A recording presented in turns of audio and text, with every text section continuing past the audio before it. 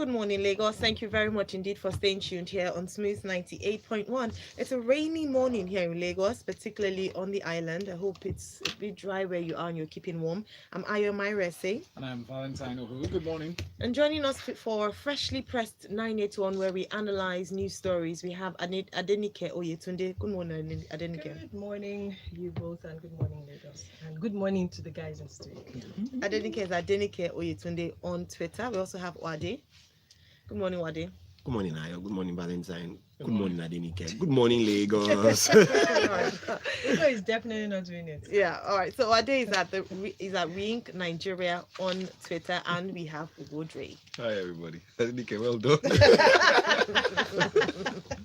Thank you very much, Ugo. Ugo is at Ugo Dre on Twitter.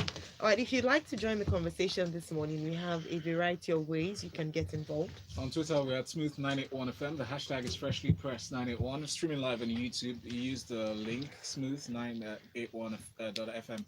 That's youtube.com/smooth981FM Lagos. On WhatsApp, please send your messages to this number 0809 444 981. Great. We'll start with the first story from New Telegraph. Senate justifies planned purchase of 5.5 billion naira worth of SUVs. This is interesting because I find more interesting are the statements that the leader of the Senate made, Yahya Abdullahi, in justifying the fleet of vehicles and his reaction to critics. He took a swipe at them, saying, and I quote, "To say that a senator of the Federal Republic cannot ride a jeep in Nigeria is an insult." Huh? He also said, "The outcry over it is very unnecessary and it's insulting to the institution of the National Assembly and the status of the federal lawmakers." Ugo. Yeah, and in addition, he also said that when I was permanent secretary, I know what ministers get. We cannot even compare ourselves with ministers because we are higher than ministers. So, they must get their SUV. Who are you to tell them not to get their SUVs? Yeah. Guys, bottom line here is, this is status quo in Nigeria. This is nice. So let's not pretend as if we're in America or we're in London, where you can see, your representatives riding a bicycle or riding a bicycle or entering the train, or in the train with you. Forget it. That is there. This is Nigeria. Here, where they want to take photo ops. Take your time by the time. Before I think they've settled you. See, this is Nigeria. Yeah. So before people start to go hysterical about this, first of all, ask yourself, where are you? You're not in America. You're not in London. You're not in France. You're in Nigeria, where this is how things pan out. And this is basically what Abdullahi is saying, that look, you cannot come on the attacking us. Ministers who are junior to us already get their SUVs. And of course, if they look above and look at, the private sector and all that, they see that small boys also get SUV. So who are you to tell them not to get their own SUVs? Unfortunately, what these guys don't, seem to understand, and what they don't really say, is that this is taxpayers' money at the end of the day. And you're seeing all these taxes that are coming up. They want to increase VAT, and there's charges now to deposit your money now. They even want to charge you for depositing your own money that you sweat to get. You know what I mean? So all these things that happen at the end of the day, people are saying, and you're crying that government revenue is down, but yet you guys are spending money on luxurious items, because this actually is luxury, right? Of course, there's the security side of things that they have to ride bulletproof cars and all of that, bad roads and all that grammar. But at the end of the day, this is a government on a shoestring budget. There's no money. So what's the point spending money on? So every time you have new senators, you have to spend 5 billion on vehicles, and people are wondering, so why do I have to keep paying these taxes, really? I know. You know what I mean? And that's the sentiment out there. So Lara says they can ride SUV, but why not use their own money? At least we're the highest paid. That is in terms of legislators. I was going to say that money was coming out of the businessman's pocket. He would probably think twice. Ask him if it's you. Will you use your own money? If it's coming out from businessman's pocket, mine is you are going to work like 50 times the money. Because you have to bring the money back now. Bella from Ikeja says, but civil servants are expected to take loans to buy cars without minimum wage. Shame of the country. That's what he said. Vincent from Ibeju says members of National Assembly should understand that we as a country do not have the money to buy them SUVs. They should have poll cars for their official assignments. Where are the This is Nigeria. Nigeria Labour Congress people to move against the National Assembly members? Well, they're saying They themselves are driving SUVs. I'm sure. The Daily Times has this next story, and I'll come to you, Wadi, for your analysis on this. The Federal Road Safety Commission, in swift reaction to yesterday's story that read that Dangote trucks were banned from roads at night, they said no, that it hasn't banned Dangote trucks. Also saying that, well, that is taking it out of context, and they have no rights. There's nowhere in the law that it gives FRSC the authority to ban. Well, first and foremost, they have no rights. That's one. However, when you think about it, there's a law that I know, I don't know if they repealed it in Nigeria, that heavy duty trucks are not supposed to ply the roads during the day. If you go through Ikorodu Road, those big petrol stations were built for a particular purpose. Heavy duty trucks who are caught on the road have what you call truck parks in those petrol stations. I don't know whether it's been repealed. I've never heard of it being repealed. Sometime a few years ago, I think Fashola talked about it, when he was saying that heavy duty trucks should not ply the road. Yes, it was the statement that, I mean, yeah, but there's a law. No, there's a law. There's a law in Nigeria. In the 70s, it came in, and that's why you have those petrol stations on the Ikorodu Road. They are so large. Now they've sold all the places to different people, so you can't even park your car, talk less of parking a truck. So talking about parking, yesterday when we got this story, it felt like a contradiction of what the norm should be. Like, should they be banned on the roads at night? But now that he said no, they are not banned, it actually makes sense, because saying that they are banned at night it brings up more anxiety for road travelers. Yeah, and the thing about it is that one of the things why a lot of all these trucks today really don't ply the roads at night is security. Bad roads. Fix the infrastructure, get them to drive at night, because it's safer for everybody.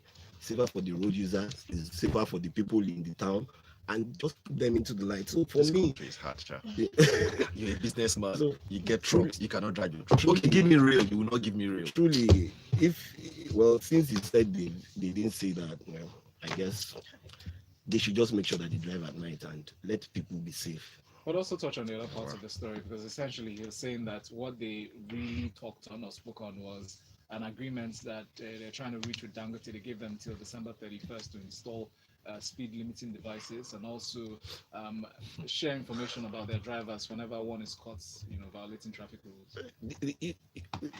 Good idea, good suggestion. Are you with me? However, the thing about it is, it should actually start from, it's not regulation that should push a lot of all these things. Dangote themselves should have policies that make these people not drive like that. But there's a regulatory body that provides oversight functions on this company. It's a private company. And I agree. But whether there's regulation or not, let's be ethical in the things that we do. As a business, we want to make money. Speed limits are clear. And if the law says that there's a 40-mile or 40-kilometer speed limit and your drivers break those laws, if you don't punish them internally, then we have started the process of letting everybody do as they please. So I agree with him. Giving them to December 31st is even too long for me.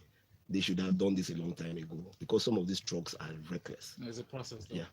But Dangote trucks are not 5 or 10. Yeah, but there are laws. So just apply the letter of the law. All right, thank you, Wadi. We have some comments on YouTube. Odeobuchi Kingsley says, Made in Nigeria should be promoted in our Senate by our senators and other government officials.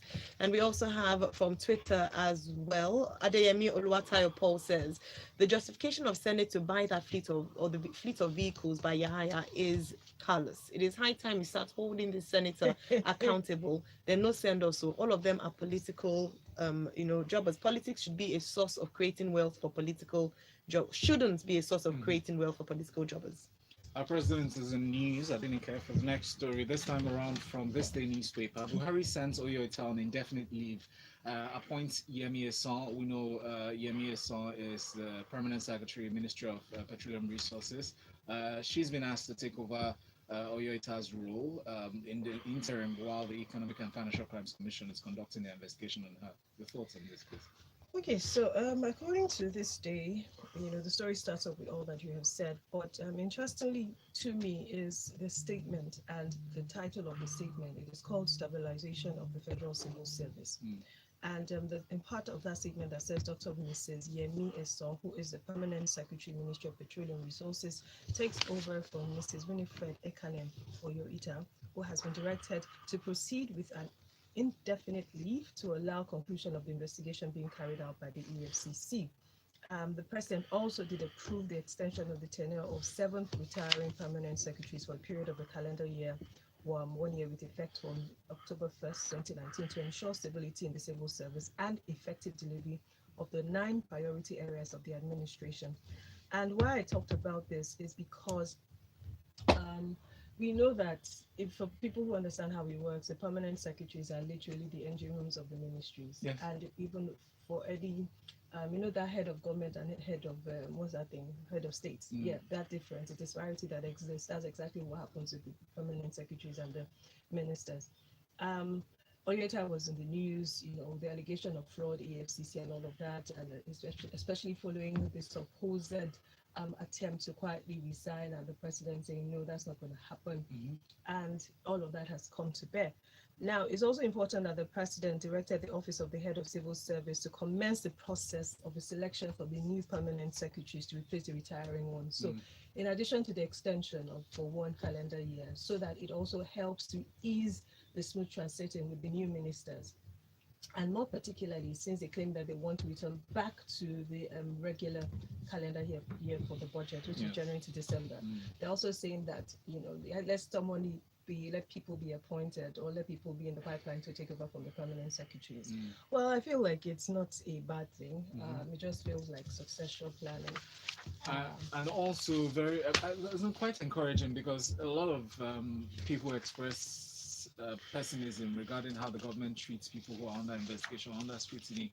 And one would hope that treatment that's meted out on Oyo-Ita would extend to other ministers or people holding government portfolio of some sort. It's because there's no hard and fast rule to it. What happens to one person, sadly, is not what we see that plays out with another person. And because we cannot pinpoint to say exactly that you're victimizing or witch hunting a particular group of people or people from a certain tribe or part of the country, it just feels that in this instance, this is what it is that they're doing. I'm very excited that they have thought, hey, let's see what happens. And the president does have the power to do these things. If you check the section 171, of the Constitution, it states clearly who he can extend, whose tenure he can do, and all of these people fall in that category. I'm just hoping, I wanted to work, does it always have to be by appointment? People that would get into the office of the permanent secretary. Yes, it's always about appointment. Yes, so people understand that it's not like because you have been in the civil service, blah blah blah, and you have ascended to a certain level. It means not that automatic. Exactly. So, Thank you very much, Adenike. And it's very worthy of note that most of the headlines carried on this story by different papers, most of them are misleading. They're saying some of them say replaces, some of them saying suspend, some of them saying sacks. It's actually sending on an indefinite leave just for this process to be completed. Let's move on to our next story, this time from the Punch newspaper. Adenike, please, I'll stick with you for this one. Nigerian gets 6 life sentences, 129 years for human trafficking in South Africa. When I read the story yesterday, the man is named as Ziodi. He was described as being expressionless, in court when the judge was handing down his sentences to him. And let's take us through the gory details because they're underage girls yes. that are, lured into this.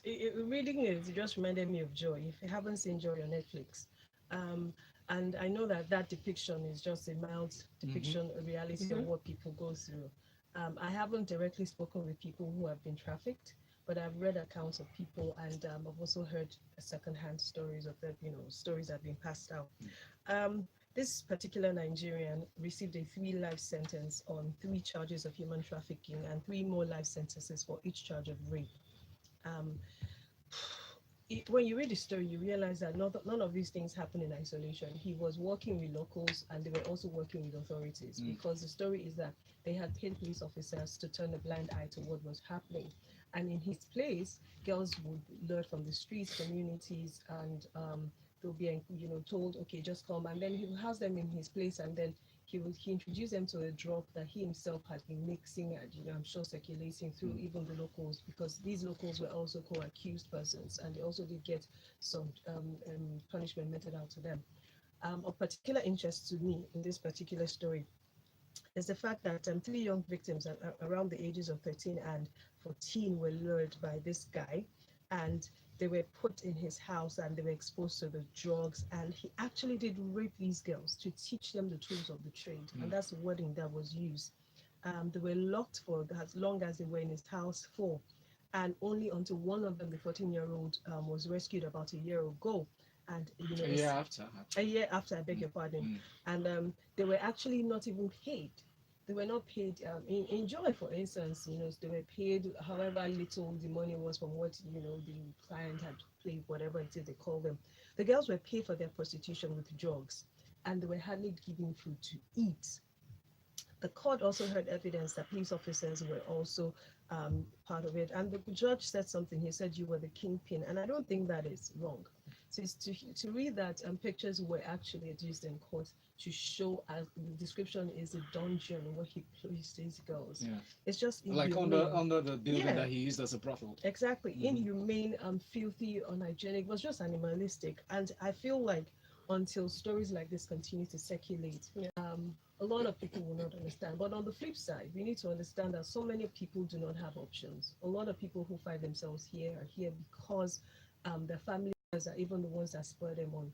Their family members are the ones that encourage them.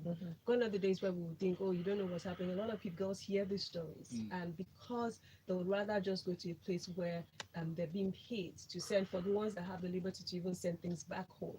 Some of them find themselves sending money back home. So it's a lot of things, but we should also not forget that poverty and education will always play a vital role. It's very interesting this story is coming to light, and this conviction just it's simultaneously happening at the same time. Xenophobic attacks, conversation just riled up. Two wrongs don't make it right.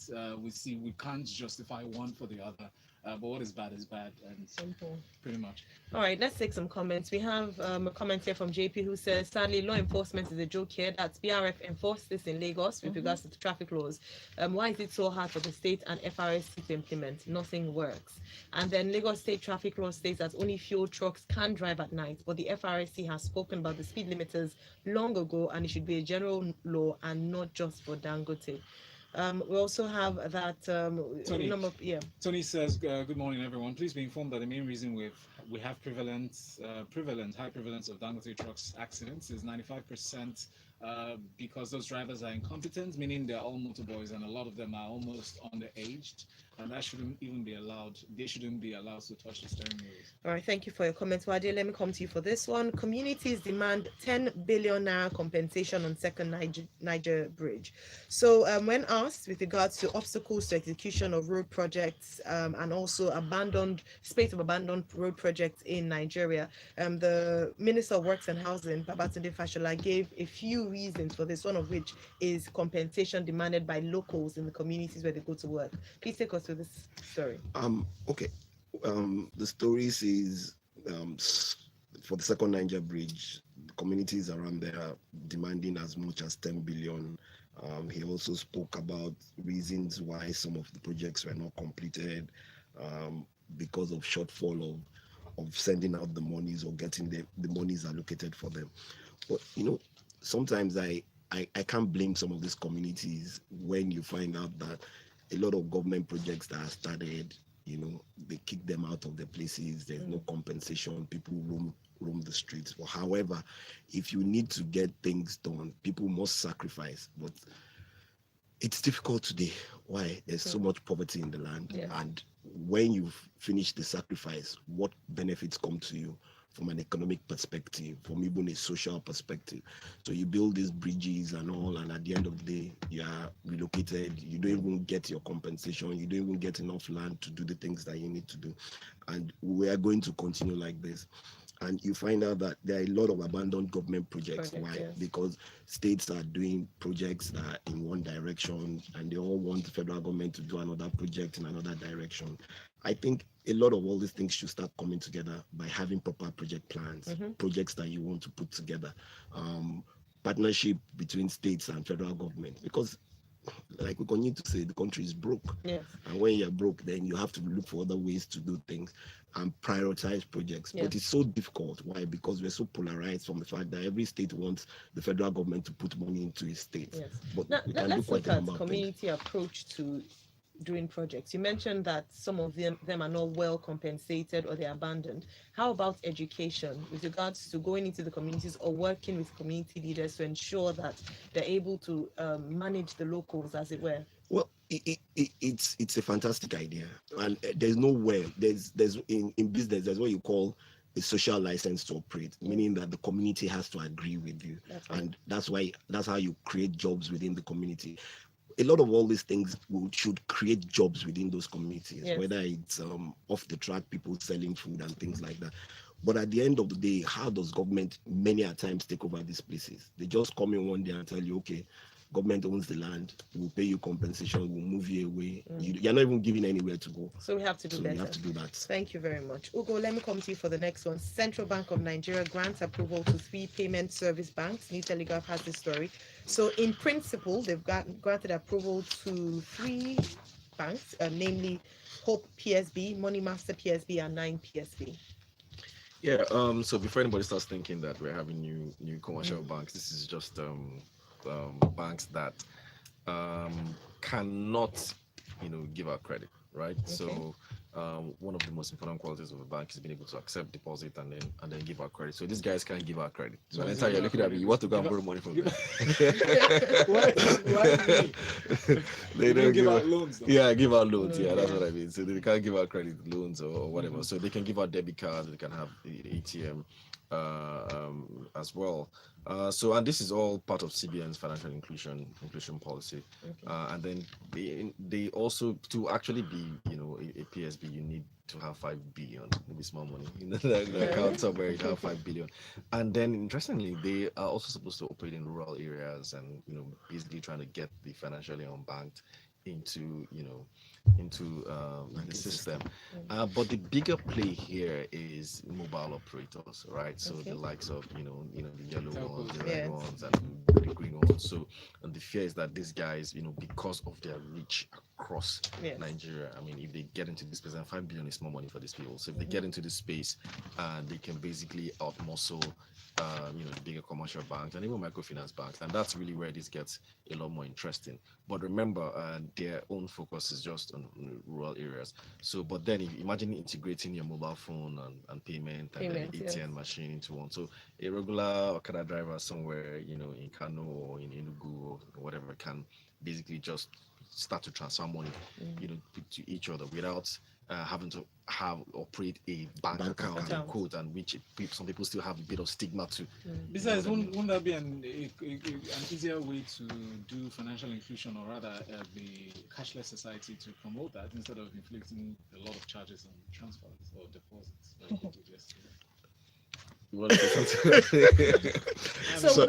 Sorry, we're laughing. Okay. First and foremost, those cash deposits increase. For me, I don't see the sense in it. So I want to put my money into the bank and pay charges, not fines. Nicely called. I want to put my money into the bank. Now, for me, if you want to get the rural people inclusive in banking, then you must think about not charging them. Okay. Because sometimes you say these rural people, they don't have money. Some people bring 1 million, 2 million cash to the bank. So when he brings this cash, you are going to charge him extra. No. This won't even get to that. So these are just the regular tomato seller, pepper seller in villages or nooks and crannies across Nigeria. So and these guys all have mobile phones, whether you like it or not. They have one form of mobile phones, and with USSD, I mean, it gets across any mobile phone it has. So now you can pay them, So this will help. It would help inclusion. And this is what the CBN is really, really driving. And it's one of those few good policies that you kind of like. Thank you. Okay, messages here. Babajide Lansing. Okay, thank you for your message. It's pretty long. Kule says, good morning. With all due respect, why is FRSC giving Dangote trucks extension on speed limit installation when other trucks without same year have the same thing? This law on speed limit has been put in place for about 2 years. Agencies are poor in enforcing simple laws. Thank you, Kunle. All right, let's move on to our next story. Adenike, drug abuse, wives of Northern Governors renovate rehab center in Minna. Punch has this news stories on the back of the investigations, recent investigations and revelations of a drug problem in the North and in Nigeria as a whole. Let's talk about I what the wish we would governor's wives are know doing. how many people that we know in Lagos that are hooked on over the counter Yeah. drugs. A lot of people, your very good friends, brothers, spouses, I kid you not. Check this. And I'm saying this because we always try to divide Nigeria into them and us. When the reality is all of us. But sticking to the story, Yes. Dr. Amina Bello, the chairperson of the Northern Governors Wives Forum, paid a visit to Governor Abubakar Bello of Niger State in Minna. And she explained that the wives would ensure that every state in northern Nigeria renovate its drug rehabilitation center to address the menace. And I'm quoting, it says, "We are here in the state to hold our quarterly meeting, and we will in turn commission the social rehabilitation center that has been remodeled, and we appreciate you for hosting us." She also did state that the program would support states to achieve their goals of economic empowerment and development, which I feel like is one of the key factors into stemming this menace. But like I stated earlier, there are many people that are economically empowered, Yes. that are still hooked, that have a drug addiction problem. Right. And until we continue to talk about it, there's an opioid crisis in Nigeria. It is not just Donald Trump talking about what's going on in the US or what's going on in the North. There is an opioid crisis in Nigeria. So, now, when we look at government government agencies like the NDLEA, what Yes. are they doing? well, I want to believe. I stem remember this? one time saying here not too long ago that I feel like even though we talked about drugs that had been seized, and I said categorically that there was a time when I used to watch NTA. I no longer do, and No, only you. and you would see the NDLEA show to Nigerians, destruction of what they had seized. I don't know if that still happens. So I feel in those instances, I would say, okay, these are the things that they seized. These are the things that they're doing. But because we're not sure, because I haven't followed up personally, I can't say categorically that, okay, when NDLEA seizes these drugs, that's one arm of their responsibility. Yes. The other arm of their responsibility also is to work with people who also do educating Awareness. and the awareness. I think it's also right for me to talk very quickly about this. International Emmys are coming up, and the Sweet Sweet Codeine documentary was nominated. The very first, was nominated, and a huge shout out to Rona Meyer and her entire team. And if you watch the Sweet Sweet Codeine, if you haven't seen it, go look for it. It will break you, especially seeing that it's a personal experience from the journalists who put this report And also together. revealed that about 3 million bottles of that Yep. is consumed daily. Cough syrup. Yes. All right, thank you very much. Next headline here: Federal government cautions producers, marketers against mishandling of chemical weapons. Ugo, can you quickly take us through this story, please? So I saw this story and I had some chills, right? It may sound like one of those very ordinary headlines, but this is really, really, really worrying. And I think that in as much as the permanent secretary tried to, bring this out to the fore, I think we need to be a bit careful here. Chemical weapons are, as dangerous as so-called biological weapons or bombs. And what I'm not really sure is how we actually track importation of chemical weapons here, because I know abroad when these things come, they basically know the quantity, they know the address is going to, they know what it's supposed to be used for, and then people actually track them. But here, you know how porous we can be. Yes. So I don't really know. So when these things come in, do we track them?